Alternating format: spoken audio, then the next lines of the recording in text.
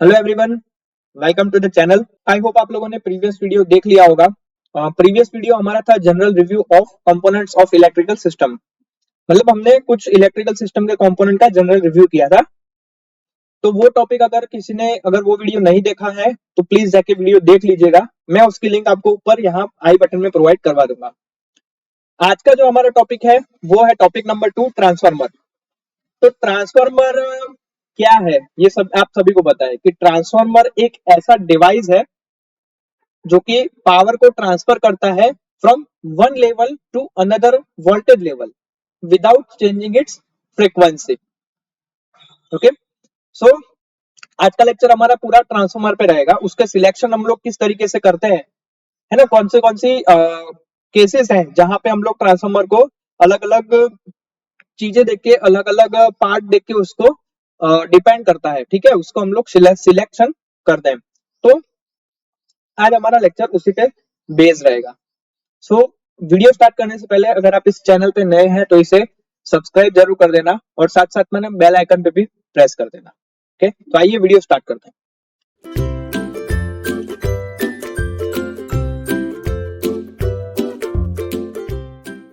तो जैसा कि मैंने आपको बताया कि ट्रांसफार्मर का सिलेक्शन कुछ पार्ट्स पे या फिर कुछ चीजों पे डिपेंड रहता है। तो वो चीजें कौन सी है, तो उसकी एक लिस्ट है जो कि मैं आपके लिए लिख रहा हूँ।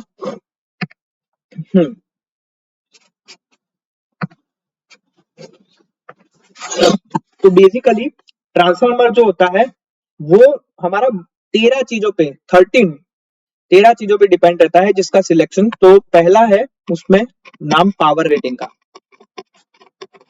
पावर रेटिंग एक एक करके हम लोग सारे ही टॉपिक जो है 13 के 13 पॉइंट्स वो हम लोग पढ़ने वाले हैं। तो उसमें सबसे पहला पावर रेटिंग है। तो पावर रेटिंग यानी कि पावर को रेटिंग देखने के बाद हम लोग का ट्रांसफार्मर का सिलेक्शन होता है। जैसे कि रेजिडेंशियल या फिर डिस्ट्रीब्यूशन ट्रांसफार्मर होता है वो हमारा होता है 11 केवी टू 415 केवी, सॉरी 415 वोल्टेज। ये हमारा क्या होता है, ट्रांसफार्मर की पावर की रेटिंग होती है स्टेप डाउन ट्रांसफार्मर की, है ना। जनरेशन साइड अलग होता है। जनरेशन साइड आपका 11 केवी टू या तो 33 केवी या फिर 66 केवी। स्टेप अप ट्रांसफार्मर होता है, ये जनरेशन थ्रू होता है, जनरेशन के टाइम। ये डिस्ट्रीब्यूशन के टाइम, मतलब कि आपके हाउस होल्ड के बाहर, जो सोसाइटी के बाहर आपका ट्रांसफार्मर लगा होता है उसकी रेटिंग ये होती है। ओके, तो पावर रेटिंग को भी देख के हम लोग ट्रांसफार्मर का सिलेक्शन करते हैं और कहाँ उसकी नीड है वो भी देखा जाता है उसके अंदर, ठीक है। तो जो मेनली हमारा पावर जो होता है, मैं यहाँ से आपको मिटा देता हूँ। मेनली जो आपका पावर होता है वो आपका कैसे कैलकुलेट होता है, देखिए पावर कैलकुलेशन के लिए P P is equal to हमारा होता है √3 V/I, है ना, जहां पे V क्या है, रेटेड लाइन वोल्टेज है, और I क्या है, रेटेड लाइन करंट है। ओके, और ये जो पावर रेटिंग होती है हमेशा MVA या फिर VA या फिर KVA, है ना, इसके अंदर होती है। ये चीज आपको ध्यान रखनी है। ओके, और रेटिंग के अकॉर्डिंग इसका कूलिंग भी सेट किया जाता है। जैसे कि कूलिंग में मैं थोड़े से टॉप पॉइंट बता देता हूं आपको। ऑयल कूल्ड हो सकता है, एयर कूल्ड हो सकता है, एयर फोर्स कूल्ड हो सकता है। वो आगे हम लोग अभी इसी पॉइंट में आगे हम लोग पढ़ने वाले हैं। ठीक है, कूलिंग के बारे में मैं आगे बता दूंगा। तो ये तो बात हो गई कि पावर रेटिंग पे हमारा ट्रांसफार्मर का सिलेक्शन जो है वो डिपेंड करता है। दूसरा क्या पॉइंट है, तो सेकंड पॉइंट मैं यहाँ पे आप लोगों के लिए लिख रहा हूं, वो है हमारा ट्रांसफार्मर कोर।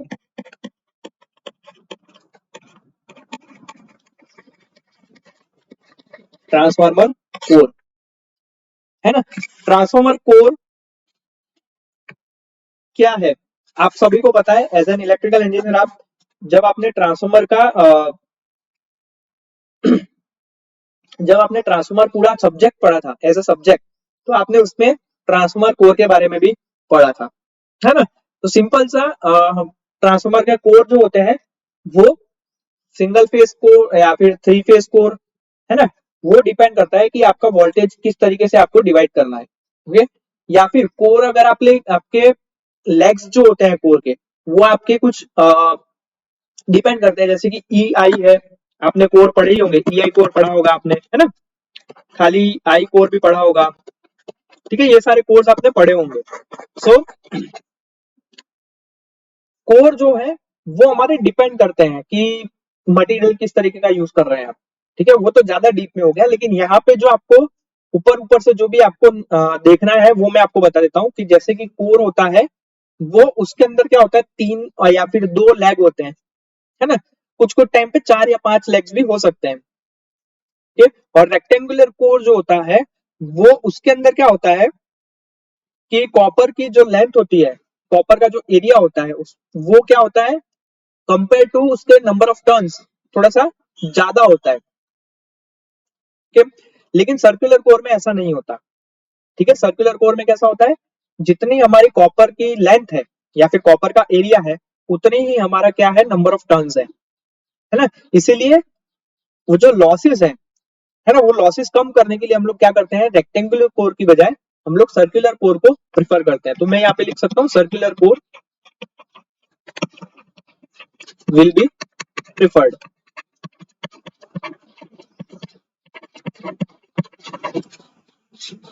ठीक है। थर्ड आता है हमारा इंसुलेशन, थर्ड इसमें पॉइंट है इंसुलेशन का, देखिए सिंपल है इंसुलेशन, इंसुलेशन के डिपेंड भी हम लोग क्या करते हैं, ट्रांसफार्मर का सिलेक्शन करते हैं। अभी इंसुलेशन के अंदर हम लोग क्या कंसिडर करते हैं, तो उसका कोऑर्डिनेशन, जैसे कि बेसिक इंसुलेशन लेवल भी होता है, स्विचिंग इंसुलेशन लेवल होता है, इंड्यूस वोल्टेज कौन सा है आपका, या फिर अप्लाइड वोल्टेज कौन सा है आपका, ये सारी चीजें हम लोग इंसुलेशन के अंदर देखते हैं। अब जैसे कि बेसिक इंसुलेशन लेवल की मैं बात करूं यानी कि BIL, है ना, BIL, चलिए मैं यहाँ पे आप लोगों के लिए लिख देता हूँ, BIL की बात करते हैं हम लोग। BIL मतलब बेसिक इंसुलेशन लेवल, तो ये कहाँ यूज होता है, तो ये हमारा यूज होता है फॉर डिजाइनिंग, फॉर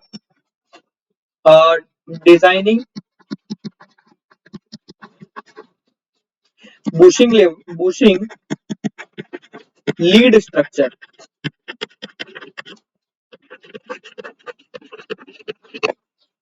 है ना, वाइंडिंग क्लियरेंस में, न्यूट्रल पॉइंट का इंसुलेशन करने में, यहाँ पे हमारा BIL यानी कि बेसिक इंसुलेशन लेवल यूज होता है। SIL की बात करता हूँ मैं, SIL यानी कि स्विचिंग इंसुलेशन लेवल, तो ये कहाँ यूज होता है, एक्सटर्नल क्लियरेंस, एक्सटर्नल क्लियरेंस या फिर face to face, phase to phase stress, face to face stress, ठीक है, उसको कम करने के लिए यूज होता है SIL, है ना। इंड्यूस वोल्टेज वो इंटरनल वाइंडिंग स्ट्रेस के लिए, और अप्लाइड वोल्टेज सिंपल सा ग्राउंड के साथ कितना हमारा स्ट्रेस है उसके लिए यूज होता है, ठीक है, तो ये अलग अलग टाइप के इंसुलेशन है, वैसे तो ये हम लोग इसका पार्ट नहीं कह सकते, लेकिन हाँ कंसिडर जो हमें चीज करनी है वो कंसिडरिंग हम BIL SIL फिर इंड्यूस वोल्टेज और अप्लाइड वोल्टेज को कह सकते हैं, ठीक, तो ये था हमारा तीसरा इंसुलेशन का पार्ट। चौथा जो है हमारा वो है हमारा, चलिए चौथा जो है वो है हमारा वोल्टेज रेटिंग, वोल्टेज रेटिंग के अकॉर्डिंग भी हम लोग ट्रांसफार्मर का सिलेक्शन करते हैं, वोल्टेज रेटिंग, तो इसके अंदर हम लोग दो चीज देखते हैं, हाई वोल्टेज और लो वोल्टेज, सिंपल, इसमें मैं कर रहा हूँ ए हाई वोल्टेज और सेकंड देखते हैं हम लोग लो वोल्टेज।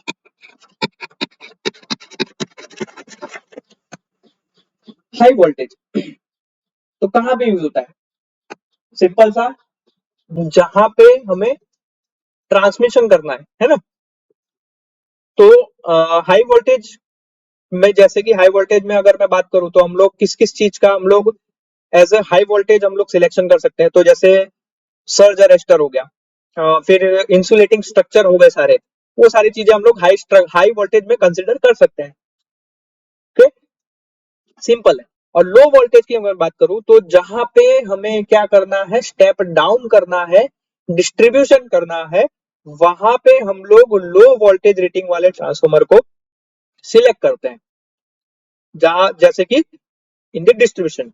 ओके, सो ये तो बात हो गई हमारे वोल्टेज रेटिंग के अकॉर्डिंग हम लोग जो सिलेक्शन करते हैं वो।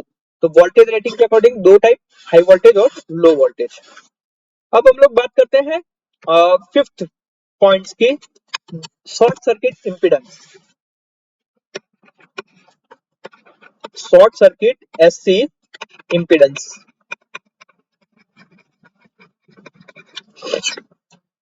है ना। तो शॉर्ट सर्किट इंपीडेंस क्या है? तो शॉर्ट सर्किट इंपीडेंस जो है वो शॉर्ट सर्किट करंट को लिमिट करने के लिए और रिजल्टिंग फोर्स को प्रोड्यूस करने के लिए यूज होता है, ताकि अंडर द लोडेड कंडीशन, जब भी ट्रांसफार्मर पे लोडेड कंडीशन पे हो, तब हमारा उसके विथस्टैंड कैपेसिटी कितनी है वो हम लोग क्या कर सके, पता कर सके। इसके लिए हम लोग शॉर्ट सर्किट टेस्ट करते हैं, है ना।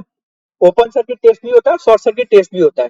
ये दोनों टेस्ट हमारे ट्रांसफार्मर पे होते हैं, ये आप सभी को पता है। ठीक, अगर मान लीजिए कि हम लोग, हमारा जो ट्रांसफार्मर है उसका सर्किट कुछ इस तरीके से डिजाइन किया गया है कि लो, उसके अंदर शॉर्ट सर्किट इंपीडेंस की वैल्यू लो हो, तो उसके कारण क्या होगा? तो देखो, उसके कारण कुछ ये पॉइंट्स आप लोगों के लिख लीजिएगा, मैं यहाँ पे आप लोगों के लिए लिख देता हूं। फर्स्ट, ये कुछ हो सकता है कि हाई लीकेज फ्लक्स,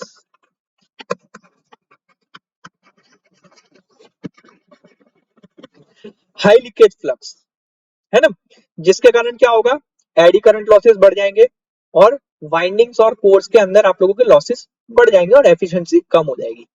ये एक रीजन हो जाएगा। कब? जब low value of short circuit impedance हो तब। बी, हाई टेम्परेचर राइज,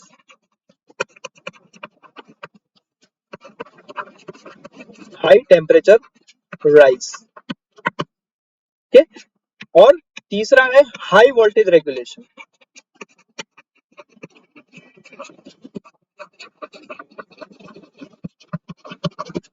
ये कब होंगे? If design of, sorry, design of transformer winding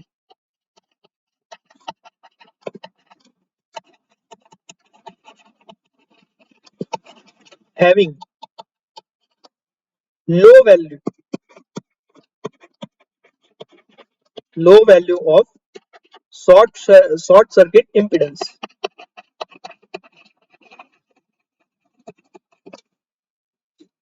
okay, तो ये पांचवा पॉइंट था हमारा शॉर्ट सर्किट इंपीडेंस का। तो इसको ध्यान में रखते हुए भी हम लोग क्या करते हैं, हमारे ट्रांसफार्मर का सिलेक्शन करते हैं। छठा जो पॉइंट है वो है हमारा लॉस कैलकुलेशन। चलिए मैं आपके लिए लिख देता हूं, loss calculation.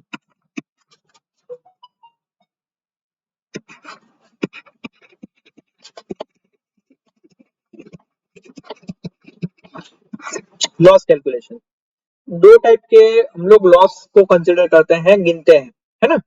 No load loss, first of all no load loss, a no load loss, है ना।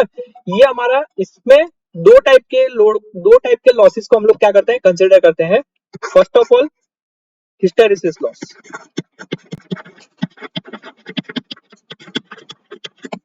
और सेकंड है हमारा एडी करंट लॉस,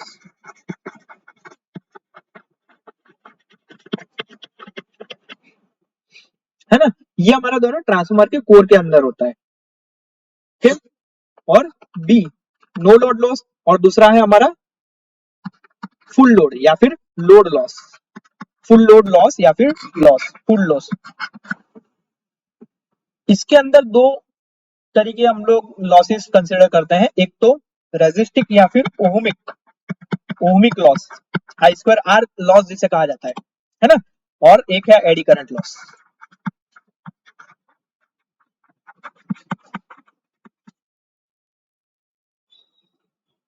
ओके, तो ये जो दो लॉसेस है इसको कैलकुलेट करने के बाद हम लोग क्या करते हैं, हमारे ट्रांसफॉर्मर का सिलेक्शन करते हैं। ठीक है, यहाँ पे जो नो लोड लॉस है वो हमारा तीन चीज पे डिपेंड करता है ना। कौन सी चीज?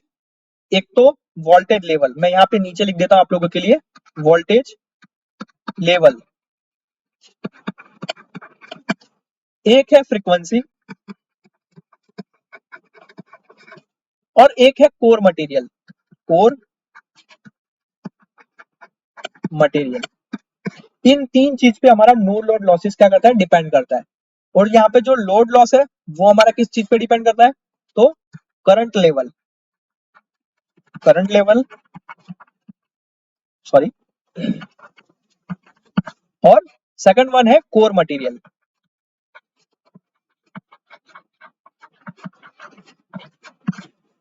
ठीक है, ये दो चीज पे हमारा लोड लॉस जो है वो डिपेंड करता है। तो ये सारी चीजें कंसिडर करने के बाद, पूरा लॉस कैलकुलेशन करने के बाद ही हम लोग क्या करते हैं, हमारे ट्रांसफॉर्मर को सिलेक्ट करते हैं। ओके, तो ये 6 पॉइंट हमारे यहाँ पे कवर हो गए हैं। अब सातवां सातवां पॉइंट नेक्स्ट स्लाइड के अंदर मैं लिखता हूं आप लोगों के लिए।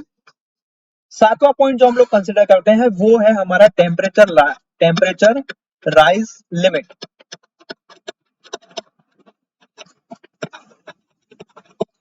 लिमिट है ना, टेम्परेचर राइज लिमिट। तो ट्रांसफॉर्मर को डिजाइन करना या उसके सिलेक्शन के लिए जो हमारा टेम्परेचर राइज है वो वाइटल प्ले रोल जो है वो प्ले करता है ना। तो कहां कहां पे हम लोग टेम्परेचर राइज को कंसिडर करते हैं ट्रांसफॉर्मर के अंदर, तो सबसे पहला जो पॉइंट है वो है वाइंडिंग में, है ना। फिर दूसरा जो पॉइंट है वो है उसके मेटल पार्ट्स में। ओके, और ऑयल, जो हम लोग ट्रांसफॉर्मर ऑयल की बात कर रहा हूं मैं, वो ट्रांसफॉर्मर ऑयल कितना आपका विथस्टैंड कर सकता है गर्मी, वो चीज, ये तीन चीज जो है, ये तीन पार्ट्स जो है उनमें हम लोग टेम्परेचर राइज को मेजर करते हैं। ओके, तो एक पार्ट है और उसका कितना अलाउेबल टेम्परेचर राइज होना चाहिए, उसका एक पूरा मैं ब्यौरा यहाँ पे आप लोगों के लिए टेबल फॉर्म में लिखता हूँ। देखिए, एक जगह मैं पार्ट लिख रहा हूँ और यहाँ पे मैं अलाउेबल टेम्परेचर राइज लिख रहा हूँ।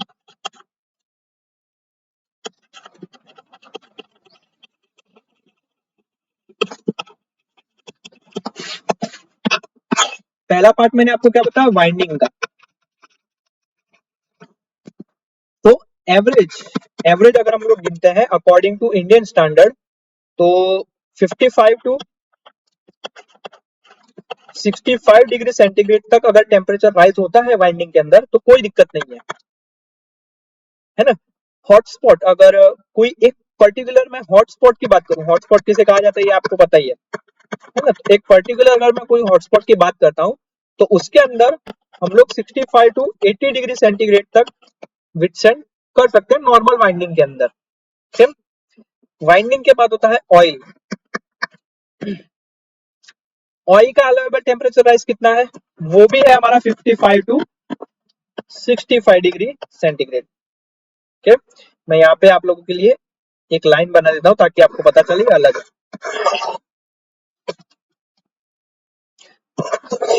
ऑयल का खत्म हो गया यहाँ पे, और नेक्स्ट मैंने आपको बताया था मेटल पार्ट्स उसके। तो मेटल पार्ट्स का अलाउेबल टेम्परेचर राइज कितना है, up to 100 degree centigrade, up to 100 degree centigrade. अब ये सारे जो टेम्परेचर राइज है ये अकॉर्डिंग टू इंडियन स्टैंडर्ड है, ये चीज ध्यान रखना। ओके, तो इतनी टेम्परेचर राइज की लिमिट जो है वो अलाउ की जाती है जब भी हम लोग किसी भी ट्रांसफॉर्मर की सिलेक्शन या किसी भी ट्रांसफॉर्मर की डिजाइन करते हैं तब। तो ये सातवां पॉइंट था। आठवां पॉइंट है उसकी कूलिंग का। चलिए, तो कूलिंग भी देख लेते हैं एक बार। जैसा कि मैंने आपको पहले ही बताया था कूलिंग हम लोग पढ़ेंगे। तो कूलिंग, तो ट्रांसफॉर्मर में जब भी हमारा लॉसेस होते हैं तो वो लॉसेस जो है वो हीट के अंदर कन्वर्ट होते हैं, जिसके कारण क्या होता है, गर्मी जनरेट होती है, टेम्परेचर इंक्रीज होता है। टेम्परेचर इंक्रीज होता है उस ट्रांसफार्मर के एक्टिव पार्ट में। एक्टिव पार्ट का मतलब यहाँ पे है कोर या फिर वाइंडिंग, है ना, कोर और वाइंडिंग। और वो क्या करता है, ऑयल उसको ठंडा करता है ना, ऑयल ठंडा करता है। अब जो ऑयल जो है वो भी तो गर्म हो रहा है, तो उसको भी ठंडा करना जरूरी है ना। तो कुछ ऑयल को भी ठंडा करने की भी जरूरत है, या फिर मान लीजिए कि ऑयल आपका नेचुरली कुछ फ्लो नहीं कर रहा है, तो उसको हम लोग अलग अलग मेथड से, अलग अलग कूलिंग मेथड से हम लोग क्या करते हैं, उसे ठंडा करते हैं, है ना। तो ट्रांसफार्मर की कूलिंग जो है वो हमारी किस किस वजह से या फिर किस किस तरीके से होती है, तो देखिए क्या क्या यूज कर सकते हैं आप लोग। मैं यहाँ पे आप लोगों के लिए एक लिस्ट लिख देता हूँ। आप रेडिएटर यूज कर सकते हैं, करते ही हैं आप लोग, रेडिएटर या फिर कूलेंट्स, है ना। फिर फोर्स्ड एयर फ्लो,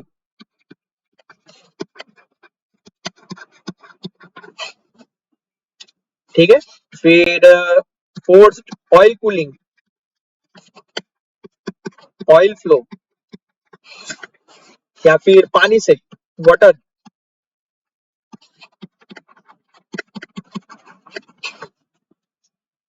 फिर या फिर आप लोग क्या कर सकते हैं, जो कूलिंग का स्ट्रक्चर है टैंक का, वो कूलिंग डक्ट्स भी जो होती है, जो आप लोगों ने पढ़ी होगी, तो कूलिंग डक्ट्स का जो एरिया है वो भी आप बढ़ा सकते हैं, सिंपल।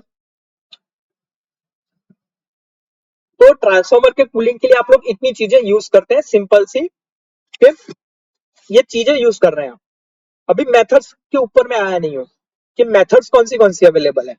तो कूलिंग मेथड्स जो है वो आप लोगों की दो पार्ट में, मतलब कि इंटरनली जो कि फर्स्ट पार्ट होता है, और एक्सटर्नली जो कि सेकंड पार्ट होता है ना, वो दो पार्ट्स में डिवाइड करी जाती है, ठीक है। और मीडियम और मैकेनिज्म, ये दोनों चीज का यूज करके हम लोग क्या करते हैं, कूलिंग की मेथड बनाते हैं, ठीक है। कूलिंग मेथड्स जो है मैं यहाँ पे आप लोगों के लिए नोट डाउन कर रहा हूँ। कूलिंग मेथड्स,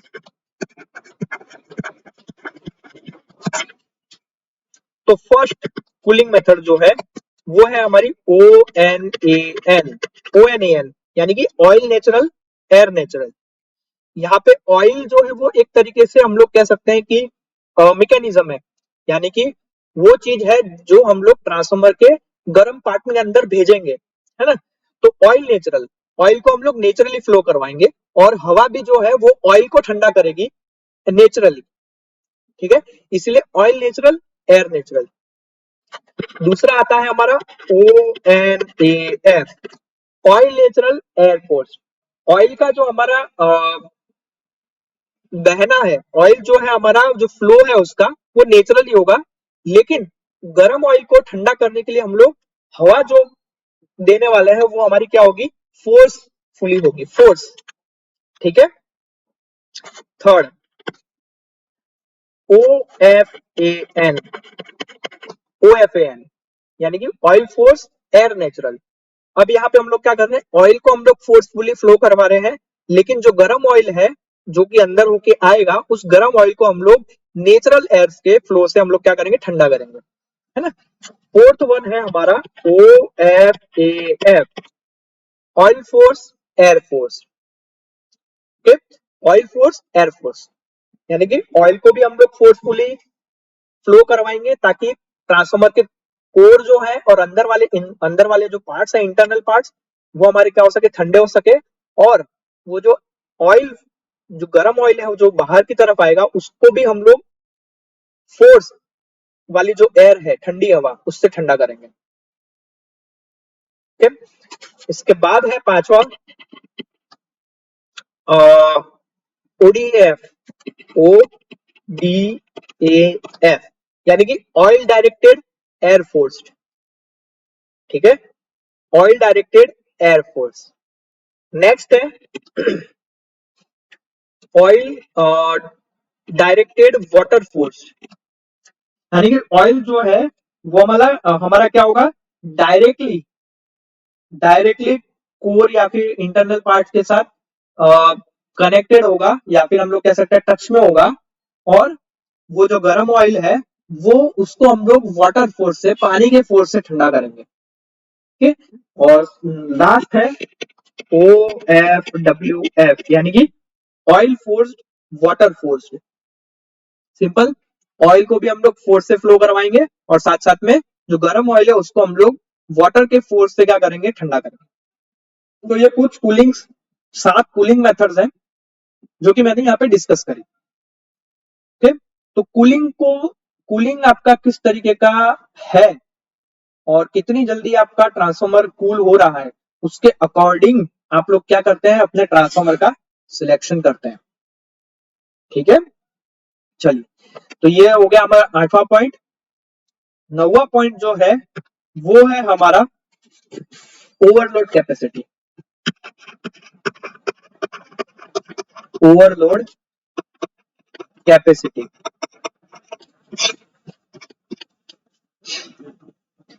तो ओवरलोड कैपेसिटी जो है ट्रांसफॉर्मर की, वो डिपेंड करती है कि आपका ऑयल का टेम्परेचर कितना रहता है अंडर दी लोडेड कंडीशन, या फिर आपके हॉटस्पॉट का टेम्परेचर कितना रहता है under the loaded condition. Okay, तो यहाँ पे बात आ जाती है ऑयल टेम्परेचर की और हॉटस्पॉट टेम्परेचर की।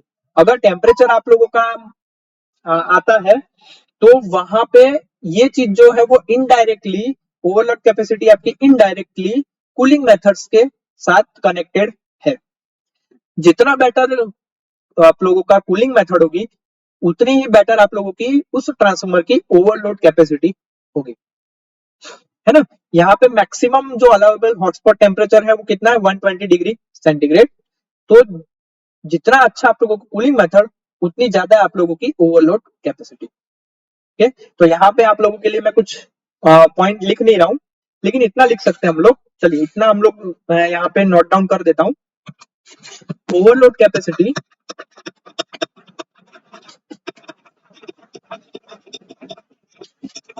is indirectly depends, indirectly depends on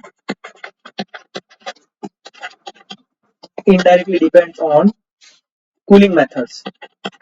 इतना हम लोग यहाँ पे नोट डाउन कर सकते हैं। ठीक है, चलिए, तो 90 पॉइंट के बाद हमारा 10वां पॉइंट जो है वो है हमारा साउंड लेवल। अभी साउंड लेवल क्या है, आप लोगों ने, अगर आप लोगों ने कभी ध्यान से सुना हो तो एक हमिंग नॉइज आप लोगों को ऑलवेज ट्रांसफॉर्मर से सुनाई देगी, है ना। तो ये हमिंग जो नॉइज है, साउंड है, ये क्यों आ रही है, क्योंकि एक मैग्नेटोस्ट्रिक्शन इफेक्ट होती है जो कि ट्रांसफॉर्मर के कोर के अंदर होती है।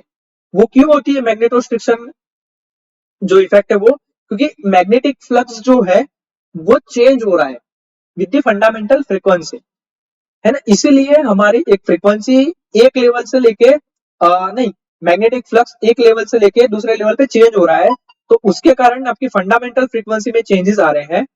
इसीलिए हमारी मैग्नेटोस्ट्रिक्शन इफेक्ट हो रही है और उसी इफेक्ट से हमें हमिंग साउंड सुनाई देती है। ओके, ये चीज आप लोगों को ध्यान रखनी है। तो यहाँ पे साउंड लेवल जो है ट्रांसफॉर्मर का, वो किस किस चीज पे डिपेंड करता है, तो देखिए वो लिस्ट है, वो लिस्ट मैं आप लोगों के लिए यहाँ पे लिख देता हूँ कि साउंड लेवल आप लोगों का ट्रांसफॉर्मर पे किस चीज पे डिपेंड करता है।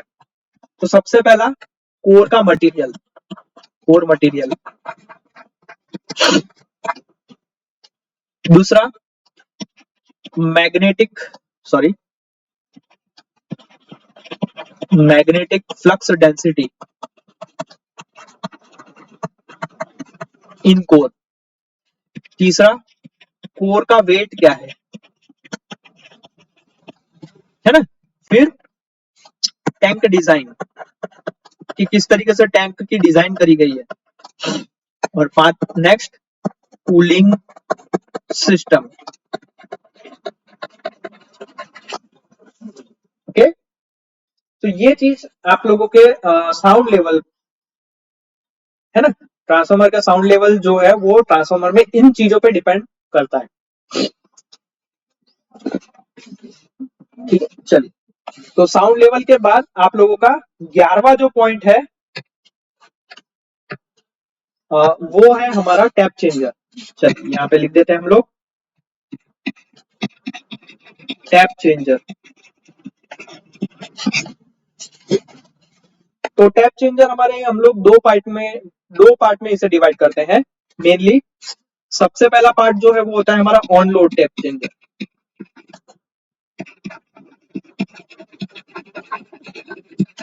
और दूसरा जो होता है वो है हमारा of load tap changer,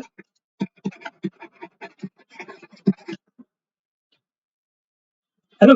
on load tap changer जो होता है वो इस तरीके से डिजाइन किया जाता है ना, कि हमें क्या करना है, ऑन लोड यानी कि जब भी ट्रांसफॉर्मर वर्किंग कंडीशन में हो तभी उसको हमारा वोल्टेज लेवल को अप डाउन अगर हमें करना है हमारे तरीके से, तो हम लोग ऑन लोड टैप चेंजर का यूज करते हैं, है ना। तो इसका फायदा क्या है ऑन लोड टैप चेंजर का, कि आपका जो वर्किंग है ट्रांसफॉर्मर का वो चालू ही रहेगा, आपको उसे डी एनर्जाइज करने की जरूरत नहीं है। तो अंदर दी लोडेड कंडीशन ही क्या हो जाएगा, हमारा वोल्टेज का लेवल अप या वोल्टेज का लेवल डाउन हो जाएगा, है ना। लेकिन ऑफ लोड में ऐसा नहीं है। ऑफ लोड में आपको क्या करना है, सबसे पहले आपको ट्रांसफॉर्मर को डी एनर्जाइज करना है, उसे बंद करना है उसकी वर्किंग को, उसके बाद हमें उसका टैप चेंज करना है ना।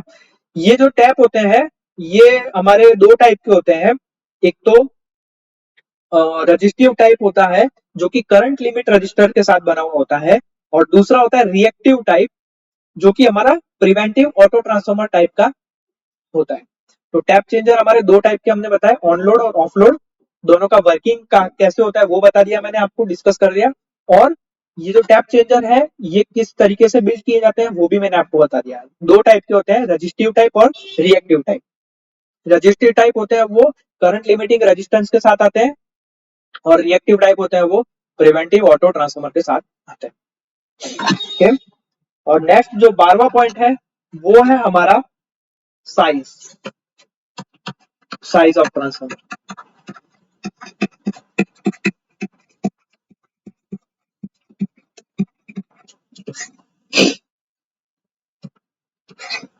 साइज ऑफ ट्रांसफॉर्मर, है ना।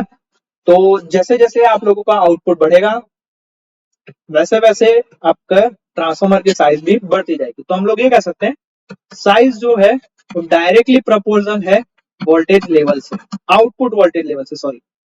यहाँ पे एक वर्ड आप ऐड कर दीजिए, आउटपुट वोल्टेज लेवल। जैसे जैसे आपका आउटपुट लेवल वोल्टेज बढ़ता जाएगा वैसे वैसे ट्रांसफॉर्मर की साइज इंक्रीज होती जाएगी। चलिए नेक्स्ट और लास्ट जो पॉइंट है वो है हमारा इलेक्ट्रिकल लोड। 13 जो पॉइंट है वो है हमारा इलेक्ट्रिकल लोड।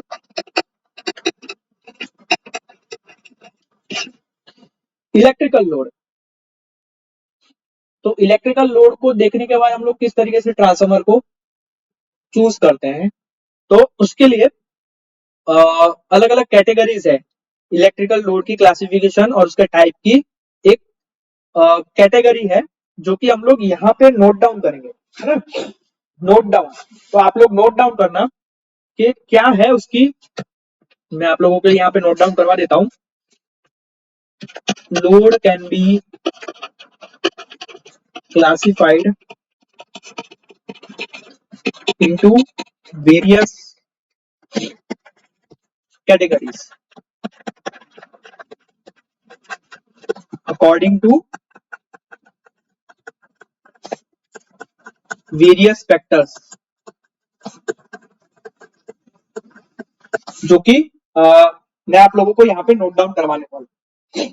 तो सबसे पहला जो हमारा फैक्टर है, यहाँ पे मैं ए ठीक है ए दे देते हैं, ए नाम दे देते हैं इसको। अकॉर्डिंग टू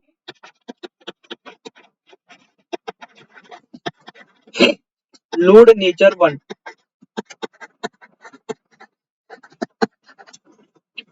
अब यहाँ पे लोड नेचर 1 क्या है, तो जो आप लोगों का लोड है उसका नेचर क्या है। नेचर को हमने दो पार्ट में डिवाइड कर दिया है ना। तो उसमें से लोड का जो नेचर है पहला पार्ट है उसका, उसके अंदर आप लोगों का क्या क्या चीज आएगी, तो उसके अंदर आप लोगों का आ सकता है, मैं यहाँ पे आपको कह रहा हूं, आप लोग प्लीज इसे नोट डाउन कर लेना। तो अकॉर्डिंग टू लोड नेचर 1 के अंदर आप लोगों के 4 टाइप के लोड के नेचर आने वाले हैं। एक तो आने वाला है आप लोगों का रजिस्टिव इलेक्ट्रिकल लोड, दूसरा है कैपेसिटिव इलेक्ट्रिकल लोड, तीसरा है इंडक्टिव इलेक्ट्रिकल लोड और चौथा है कॉम्बिनेशन इलेक्ट्रिकल लोड। ये 4 लोड हमारे अकॉर्डिंग टू लोड नेचर 1 के अंदर आएंगे। नेक्स्ट जो है वो है according to load nature 2।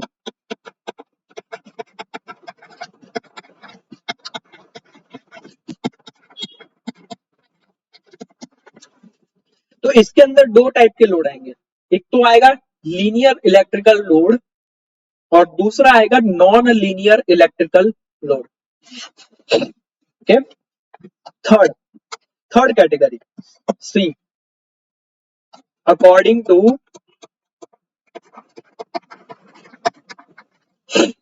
Load function, according to load function यानी कि किस तरीके के लोड आप लोगों के कनेक्टेड है। जैसे कि लाइटिंग लोड हो गया है ना, लिखिए इसमें पॉइंट्स है, लाइटिंग लोड, फिर पावर लोड, पावर लोड मतलब कि फुल पावर लोड यानी कि आप लोगों का एसी हो गया, रेफ्रिजरेटर हो गया, टीवी हो गया, है ना, ये सारी चीजें। और थर्ड इसमें आएगा जनरल या फिर small appliances load. Okay, D, according to load consumer category, load consumer category है ना, लोड कंज्यूमर कैटेगरी। तो उसके अंदर क्या क्या आ सकते हैं, उसके अंदर आप लोगों के रेजिडेंशियल इलेक्ट्रिकल लोड आ सकते हैं, दूसरा कमर्शियल इलेक्ट्रिकल लोड, तीसरा इंडस्ट्रियल इलेक्ट्रिकल लोड या फिर चौथा गवर्नमेंटल म्यूनिसिपालिटीज उसके इलेक्ट्रिकल लोड। ठीक है, तो ये हमारे कंज्यूमर लोड कंज्यूमर कैटेगरीज के अंदर आएंगे। Next, according to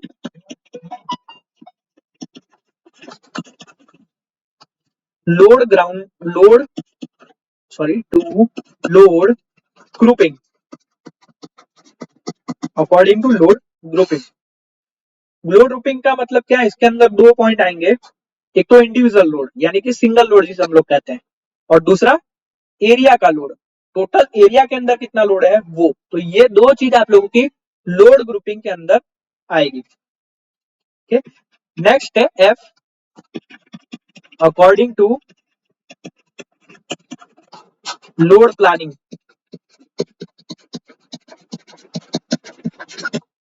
according to load planning यानी कि आपके लोड के अकॉर्डिंग आपका अभी जो एग्जिस्टिंग इलेक्ट्रिकल लोड है उसके अकॉर्डिंग आपका प्लानिंग क्या है, ये आपका एक पॉइंट इसके अंदर आएगा। फिर दूसरा पॉइंट क्या आएगा, फ्यूचर में कितना इलेक्ट्रिकल लोड हो सकता है उसकी प्लानिंग, वो इसके अंदर आएगा। और तीसरा, न्यू इलेक्ट्रिकल लोड्स जो हमारे अभी एट अ टाइम जो ऐड हो रहे हैं या फिर आगे जाके संभावना है उसके अकॉर्डिंग लोड का प्लानिंग। ये 3 चीज एफ वाले पॉइंट में यानी कि अकॉर्डिंग टू लोड प्लानिंग के अंदर कंसिस्ट होंगे। ठीक है, next, according to load operation time,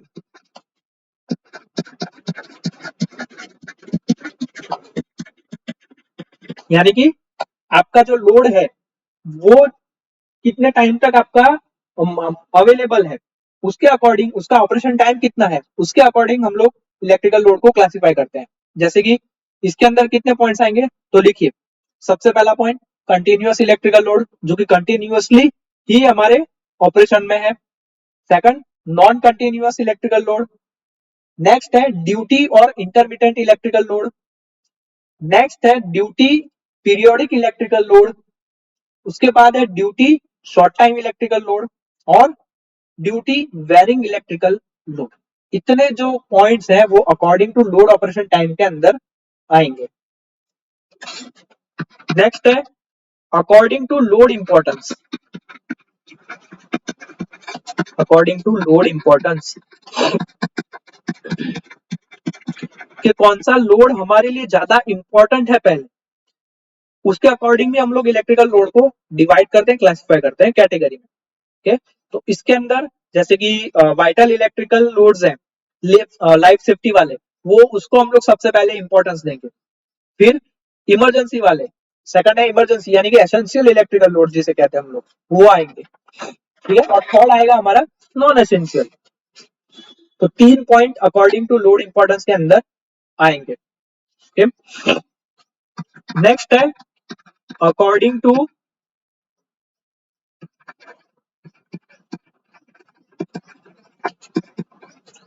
load या फिर फेज डिस्ट्रीब्यूशन।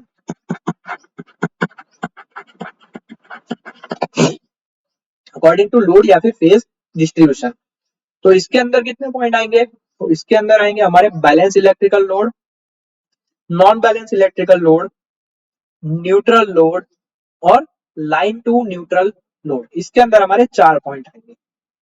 तो आई तक हो गया। नेक्स्ट है J, according to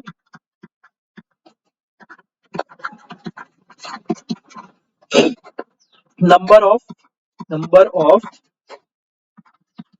electrical load phases, यानी कि सिंगल फेज में है लोड कि 3 फेज वाला लोड है, तो इसके अंदर उसके अकॉर्डिंग भी हम लोग क्लासिफाई करते हैं इलेक्ट्रिकल लोड को। ठीक है, तो according to number of electrical load में 2 पॉइंट, सिंगल फेज या फिर 3 फेज। चलिए नेक्स्ट है अकॉर्डिंग टू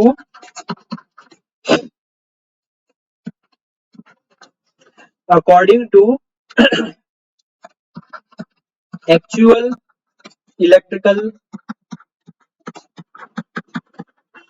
लोड वैल्यू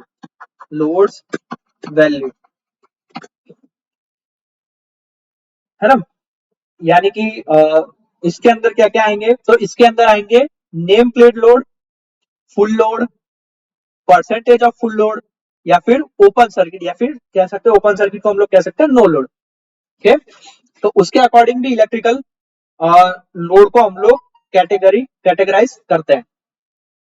ठीक है, इसके बाद है, मैं नेक्स्ट स्लाइड में आप लोगों के लिए लिख देता हूं, कहां पहुंचे थे हम लोग? K L, according to electrical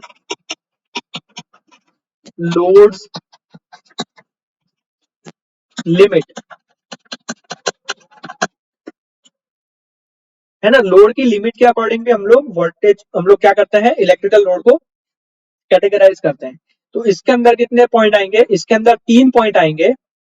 एक तो इलेक्ट्रिकल लोड अगर आपका केवीए में है तो इन केवीए, इलेक्ट्रिकल लोड आपका केडब्ल्यू में तो इन केडब्ल्यू, और इलेक्ट्रिकल लोड आपका एचपी में है तो आपका इलेक्ट्रिकल लोड इन एचपी। तो ये 3 पॉइंट केवीए, केडब्ल्यू और एचपी, ये 3 पॉइंट आप लोगों के इस according to electrical load limit के अंदर आएंगे। लिमिट या फिर हम लोग इसे यूनिट लिख, चलो यूनिट ज्यादा बेटर है तो मैं यहाँ पे चेंज कर देता हूँ, यूनिट लिख देता हूँ। ठीक है, चलिए M, according to electrical loads diversity. तो लोड की डाइवर्सिटी क्या है? कनेक्टेड लोड है कि डिमांडेड लोड है, तो उसके अकॉर्डिंग भी हमारा इलेक्ट्रिकल लोड को क्लासिफाई किया जाता है। तो इसके अंदर 2 पॉइंट है, कनेक्टेड लोड और डिमांडेड लोड। ठीक है ना, नेक्स्ट है अकॉर्डिंग टू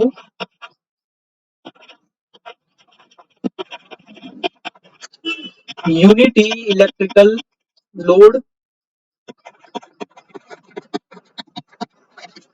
यूनिट्स।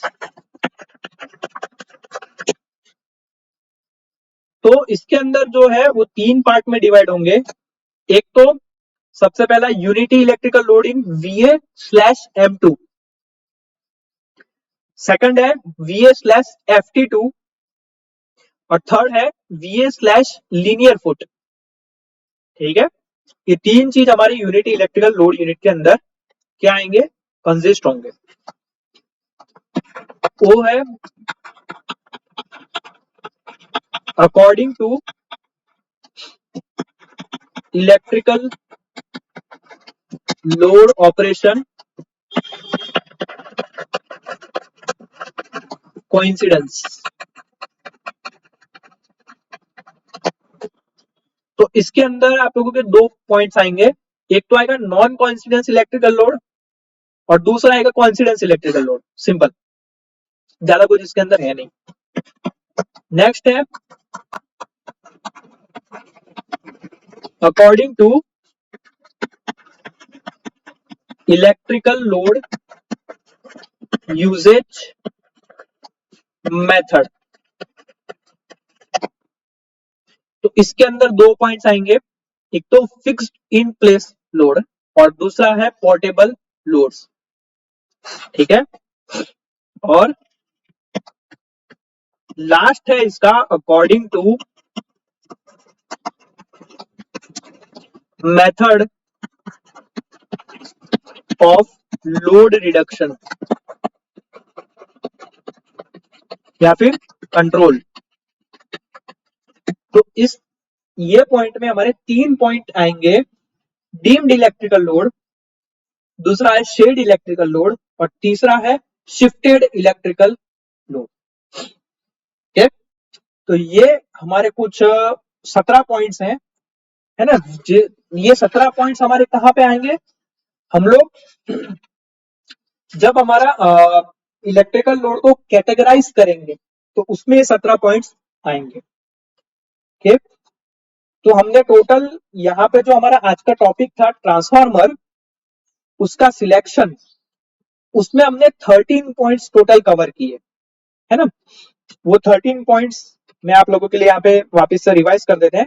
एक तो पावर रेटिंग, दूसरा ट्रांसफार्मर कोर, तीसरा है इंसुलेशन, चौथा है हमारा वोल्टेज रेटिंग, पांचवा है शॉर्ट सर्किट इंपीडेंस, छठा है लॉस कैलकुलेशन, सातवां टेम्परेचर राइज लिमिट, आठवां कूलिंग, फिर ओवरलोड कैपेसिटी, 10वां साउंड लेवल, 11वां टैप चेंजर, 12वां साइज ऑफ ट्रांसफार्मर और 13वां है इलेक्ट्रिकल लोड।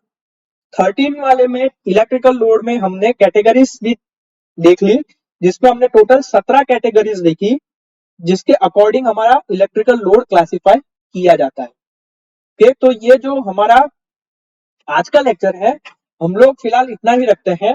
नेक्स्ट लेक्चर में जब हम लोग मिलेंगे तब हम लोग ट्रांसफार्मर लॉस रिडक्शन और ट्रांसफार्मर का पैरेलल ऑपरेशन, ये दोनों चीज, और साथ साथ में TND लॉसेस, ठीक है, ये तीन टॉपिक जो है हम लोग नेक्स्ट लेक्चर में कवर करेंगे। होप आप लोगों को ये वीडियो पसंद आया हो, पसंद आएगा तो वीडियो को लाइक जरूर कर देना, साथ साथ में चैनल को सब्सक्राइब भी कर देना और बेल आइकन पे भी प्रेस कर देना, ताकि नए वीडियो आते ही, अपलोड होते ही आपको उसकी नोटिफिकेशन मिल जाए।